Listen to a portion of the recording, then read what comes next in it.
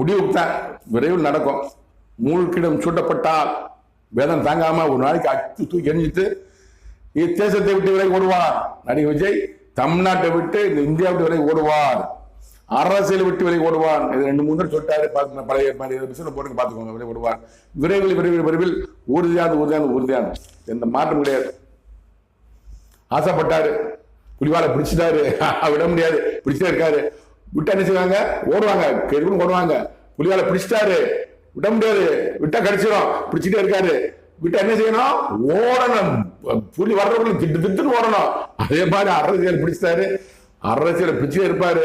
ரொம்ப நேரம் வரும்போது படகு விட்டுட்டு ஓடியே போயிடுவாரு. இந்த நாட்டை விட்டு ஓடிடுவாரு, அரசு விட்டு ஓடிடுவார். இது கடவுள் வார்த்தை. ஏன்னா இவர் பொருத்தம் இல்லாதது, இவர் தகுதி இல்லாதது. சின்ன பிள்ளைகள் நடிகராக இருந்து யாரும் அதிகம் பேச மாட்டாரு, நானும் பழக மாட்டாரு. சிரிப்பு நீங்க அந்த அனிருத்